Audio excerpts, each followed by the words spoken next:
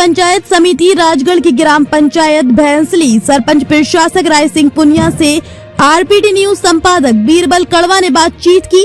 बातचीत में सरपंच राय सिंह पुनिया ने बताया कि मैं सौभाग्यशाली हूं कि पहले देश सेवा में सेवा करने का मौका मिला, उसके बाद में ग्राम पंचायत के लोगों ने जो मान सम्मान दिया और उस पद पर बिठाया, उसके लिए सबको बहुत बहुत धन्यवाद, आभार। सरपंच राय सिंह पुनिया ने बताया कि ग्राम पंचायत के विकास को लेकर मैं हमेशा सजग रहा। सरकार के द्वारा जो भी योजना उसको हमने धरातल पर लागू करने का प्रयास किया। सर्वप्रथम हमने ग्राम पंचायत में साफ सफाई का बीड़ा उठाया, उसके बाद विद्यालय में छायादार शेड निर्माण, ग्राम पंचायत की गलियों में इंटरलॉकिंग, सड़कों का निर्माण, गंदे पानी की निकासी हेतु नालियां निर्माण, मनरेगा योजना के अंतर्गत ग्राम के लोगों को रोजगार, पात्र व्यक्तियों को प्रधानमंत्री आवास, आवासीय पट्टे जारी करवाए। आइए सुनते हैं विशेष रिपोर्ट। आरपी न्यूज से मैं बिल्कुल कड़वा और आज हम पहुंचे पंचायत समिति राजगढ़ की ग्राम पंचायत भैंसली के अंदर। यहाँ हमारे साथ सरपंच प्रशासक राय सिंह जी पुनिया मौजूद हैं, उनसे रूबरू होने जा रहे हैं। इस क्षेत्र की जनता ने मान सम्मान दिया था, ठीक 6 वर्ष हो चुके हैं। क्या विचार है इनके? पूर्व में रिटायर्ड फौजी रहे हैं, देश के लिए समर्पित रहे हैं, उसके बाद में ग्राम पंचायत की सेवा करने का मौका मिला इनको। अब इनके क्या विचार है जानते हैं। 6 वर्ष राजनीति में बिताए हैं, गांव की जनता के बीच में बिताए हैं, विकास को लेकर बात करेंगे। और सबसे पहले मैं आपको जितने भी है मेरे दर्शक साथी है और राय सिंह पुनिया साहब को सरपंच प्रशासक ग्राम पंचायत भैंसली के इनके पोता हुआ है, सबसे पहले बधाई हो आपको साहब। सबसे पहले धन्यवाद आरपीडी चैनल को बहुत बहुत धन्यवाद जी। और पोते की आपको भी शुभ समाचार मिला है। बिल्कुल बिल्कुल, आप लोगों का बहुत बहुत धन्यवाद। दादाजी को जो एक पोता मिला है वो एक छड़ी होता है, हमेशा लाठी होता है। पोता एक दादा का सबसे पहला दोस्त होता है, बिल्कुल चाहता दोस्त होता है। क्या बात है। और आखिरी दोस्त होता है दादे के लिए। बिल्कुल बिल्कुल, तो मतलब बहुत खुशियाँ था ये परिवार। हाँ, खुशी, बहुत ही खुशी है। उससे पहले 2 पोती थी, तो अभी पोता हुआ है, तो खुशी है। बिल्कुल, तो अपने सबसे पहले पंचायत वासियों को बधाई दो। मैं मेरे ग्राम पंचायत वासियों को बहुत बहुत धन्यवाद देना चाहता हूँ, शुभकामनाएं देना चाहता हूँ। बिल्कुल। पुनिया जी, अब करते हैं राजनीति की बात। पूर्व में आप फौजी थे, देश की सेवा की आपने, उसके बाद में कहीं न कहीं आपके मन में एक जो जोश जगा कि मैं ग्राम पंचायत का सरपंच बनूं या प्रशासक बनूं। 6 वर्ष लगभग हो चुके हैं, सरकार ने मौका दिया, प्रशासक के तौर पर जिम्मेदारी आपको दी।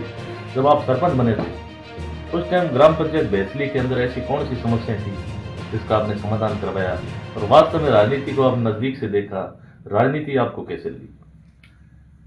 ग्रामवासियों ने मेरे को बहुत ही उम्दा से सुना है और मैं ग्रामवासियों का बहुत बहुत धन्यवाद देना चाहता हूँ। मेरे ग्रामवासियों ने मेरी ईमानदारी पर मेरे को चुना है और मैंने मेरी तरफ से ईमानदारी से विकास के कार्य करवाए हैं। ज़्यादातर स्कूल की संस्था, हॉस्पिटल की संस्था, ग्राउंड की संस्था, इस टाइप्स के मैंने सार्वजनिक जो आगे बच्चों के भी काम आए, युवा साथियों के काम आए, उसके लिए मैंने मेरी तरफ से ज़्यादा ध्यान दिया है। बिल्कुल। अब की बार ज़्यादातर जितने भी जैसे सरपंचों की बात करें या फिर विशेष तौर से सरकार की बात करें, एनवायरनमेंट को लेके काफ़ी प्रयास किए गए, वृक्षारोपण को लेके, हरित राजस्थान को लेकर, हरियालो एक राजस्थान बनाना, उसके लिए बहुत बड़ी एक मुहिम थी। स्वच्छता को लेके काफ़ी पंचायतों में संघर्ष करना पड़ा, हालांकि पंचायतों में काफ़ी रिजल्ट भी 0 देखने को मिले। क्या कहना चाहेंगे? देखो, आज के समय में हरित क्रांति की बहुत ज़्यादा ज़रूरत है। वृक्षारोपण से ही हमारे को वर्षा के तौर पर सब कुछ, मतलब हरियाली वृक्षारोपण से ही पैदा होती है, पर्यावरण शुद्ध होता है, जिससे कि वर्षा ज़्यादा होती है। ये रेगिस्तान एरिया है, तो इसमें वृक्षारोपण बहुत ज़रूरी है। बिल्कुल बिल्कुल। मनरेगा योजना को किस प्रकार से देखते हैं? आपने 5-6 वर्ष बिताए हैं ग्राम के लोगों के साथ, रोजगार की दृष्टि से और विकास की दृष्टि से। मनरेगा योजना गरीबों के लिए ठीक है, जो अत्यंत गरीब हैं उनके लिए ठीक है। योजना जो सरकार ने चलाई है, ये योजना बहुत ही लाभदायक है। इसमें वृक्षारोपण भी होता है, तो और भी निजी काम होते हैं जो पंचायत के लिए होते हैं, तो उसमें महानरेगा अच्छी योजना है। जी।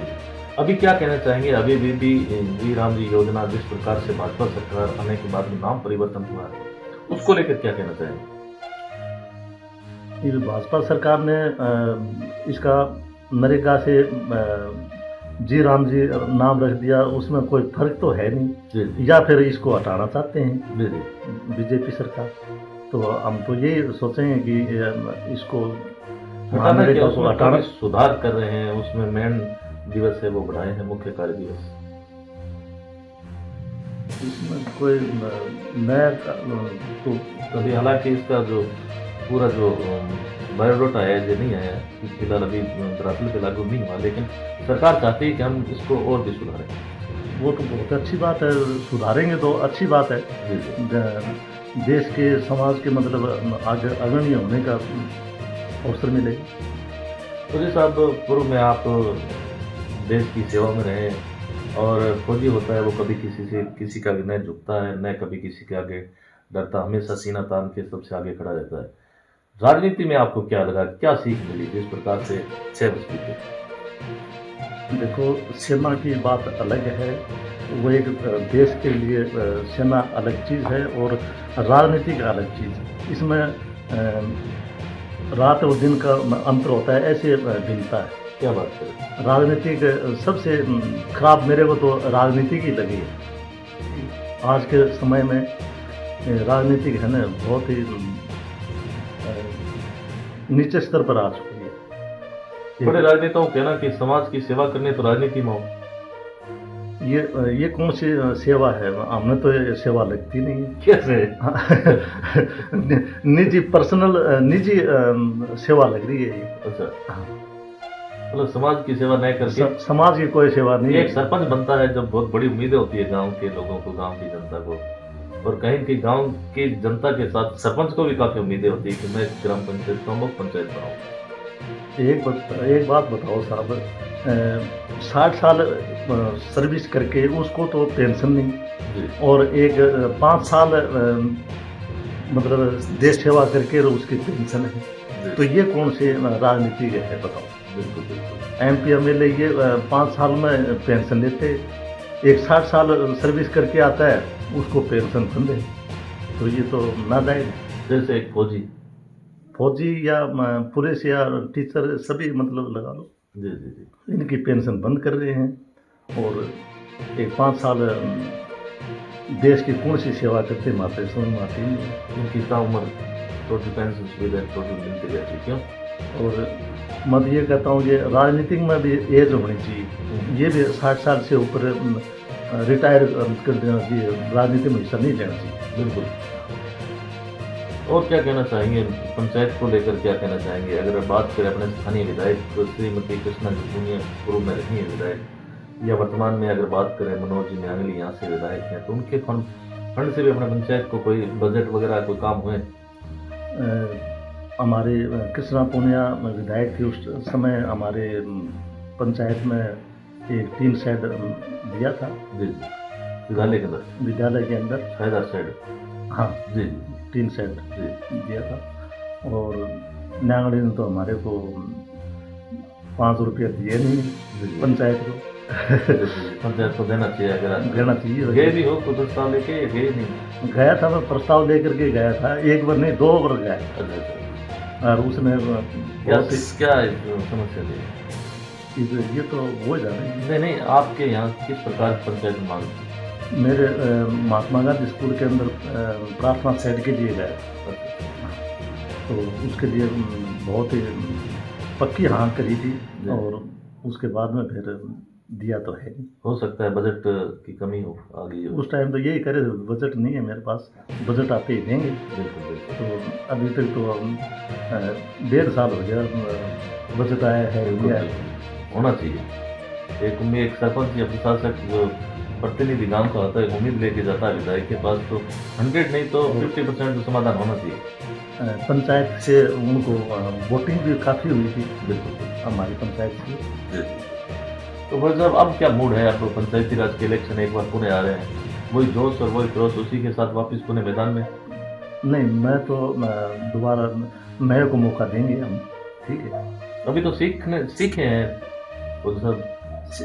नया भी सीखेगा कोई, और भी ज़्यादा उम्मीद होगी, हमारे से भी ज़्यादा अच्छी उम्मीद होगी, जी जी। वो ऐसे को चुनेंगे। इसके अलावा बीडीसी वगैरह का कोई इलेक्शन वगैरह? नहीं, मेरा राजनीति में बिल्कुल क्या फिट नहीं हो? नहीं, फिट तो लेकिन इसमें रुचि नहीं है मेरी राजनीति में। ये राजनीति अच्छी चीज़ नहीं है, इससे मेरे को नफरत सी टाइप है। क्या हुआ ऐसा कि आपको नफरत हुई? एक तो इसमें मतलब भ्रष्टाचार ये तो ज़्यादा चलता है, और वो मेरे को पसंद नहीं है। कुछ अधिकारी है या बात करें राजनेताओं की या कहें सरपंचों की, वो तो कहते हैं भ्रष्टाचार तो साहब बिल्कुल नहीं होता हमारे। भ्रष्टाचार नहीं होता तो ये एक को कार्यकाल के अंदर कितनी संपत्ति जोड़ जाती है, कहाँ जोड़ जाती है। ये खेती करके संपत्ति जोड़ते हैं या कोई व्यापार गलती करते हैं। किसान का तो जो झोंपड़ा होता है 5 साल पहले भी वही था, आज भी वही। किसान तो राजनेताओं ने किसान को ही बिल्कुल दबा के रखते हैं, हर साइड से किसान की मर है। खाली जब वोट लेने होते हैं तभी याद आते हैं किसान, या किसान गरीब कोई भी जो युवा साथी है ना, वो इलेक्शन टाइम याद आते हैं सब। इलेक्शन टाइम में याद आते हैं और इनकी तरफ ध्यान भी नहीं दिया जाता। आज हमारा युवा साथी कितना बेरोजगार घूम रहा है। बिल्कुल बिल्कुल। सबसे ज़्यादा देश के अंदर बेरोजगारी है। बेरोजगारी नहीं हो तो ये देश सबसे आगे है। बिल्कुल बिल्कुल। और कहीं न कहीं राजनीति के अंदर इनका ही सहारा लिया जाता है, ये कह सकते हैं। वोटों के लिए जो युवा जहाँ समर्थन है तो वो उनकी जीत है। आगे इलेक्शन आ रहे हैं, आपने तो हालांकि कह दिया कि मेरा मूड नहीं है, अगर गांव की जनता चाहेगी फिर क्या होगा? नहीं, नए को मौका देंगे, एक अच्छे किसी कैंडिडेट को, व्यक्ति को मौका दें जो कि हमारी पंचायत का, गांव का उम्मीद से भी ज़्यादा काम करे।